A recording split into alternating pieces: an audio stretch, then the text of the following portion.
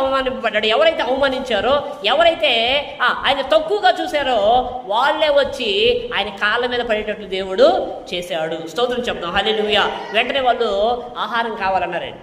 ఆహారం ఇచ్చాడు, ప్రేమించాడు వారి ఏళ్ళ కొన్నిసార్లు కఠినంగా ప్రవర్తించాడు. అయితే చివరిసారిగా ఏం చెప్తారంటే, అయ్యా నేనే మీ తమ్ముడిని, ఏమంటాడండి, నేనే మీ తమ్ముడిని, మీరు కొట్టిన వాళ్ళు, గుంటలో పడేసిన వాళ్ళు, బానిసగా అమ్మి వేశారే, నేనే మీ తమ్ముడిని అన్నప్పుడు చూడండి, వాళ్ళందరూ కూడా ఏ మాటలు అర్థం కాదు. ఎందుకని? ఒక మంచి అధికారంలో ఉన్నాడు, ఇప్పుడు వాళ్ళని ఏదైనా చేయొచ్చు, జైల్లో వేయచ్చు, వాళ్ళ ప్రాణం తీయవచ్చు.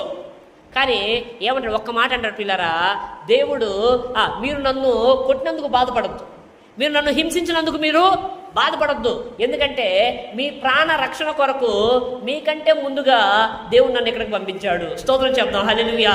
చూడండి ఏమంటాడు, చూడండి, కీడు చేసిన వాళ్ళకి కూడా ఏమన్నాడు తెలుసా? మేలుకరమైన మాటలు చెప్తున్నాడు.